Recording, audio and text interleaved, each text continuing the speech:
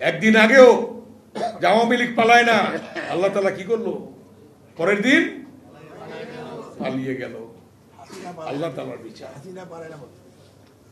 অতএব হ্যাঁ, হাসিনাও পালায় না, এটাও বলছিল, শেখ মুজিবুর রহমান পালায় না, কিন্তু আল্লাহ তাআলার কাছে বিচার আছে। বিচার তো শুরু হয়েছে তার এবং তার দোষরদের বিচার শুরু হয়েছে, এবং এই বিচার অবিলম্বে কার্যকর করতে হবে।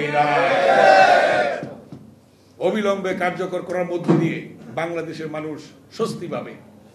বিচার রায় কার্যকর করার মধ্য দিয়ে শহীদ পরিবারের স্বস্তি পাবে। এই রায় কার্যকরের মধ্য দিয়ে জনগণ স্বস্তি পাবে, দেশ স্বস্তি পাবে। কিন্তু কেউ কেউ আবার অস্বস্তি পাবে। পার্শ্ববর্তী এখনো ফেরত দিচ্ছে না, প্রতিবেশী, বন্ধি বিনিময় চুক্তি আছে বাংলাদেশের সাথে, তাকে ফেরত আইন অনুযায়ী দিতেই হবে। অতএব বিচার হবে বাংলাদেশে।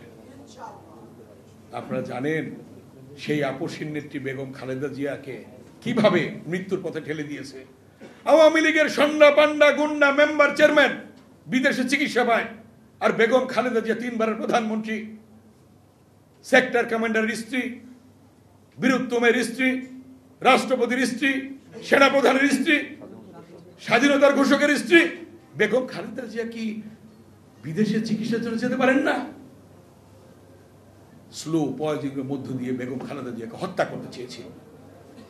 আজ তিনি অসুস্থ হসপিটালে, কিন্তু আল্লাহ তাআলা তাকে বাঁচিয়ে রাখছে। ইনশাল্লাহ সুস্থ হবে, আবার আমাদের মাঝে ফিরে আসবে। অতএব আল্লাহর বিচার আছে, আল্লাহর বিচার হচ্ছে। তাই যে উদ্দেশ্যকে লক্ষ্যকে সামনে রেখে জিহাদে ডাক্তার মিলনরা, নূর হোসেনরা রক্ত দিয়েছে, বাংলাদেশকে গণতন্ত্রে ফিরিয়ে আনতে হবে। একদলীয় শাসন থাকবে না।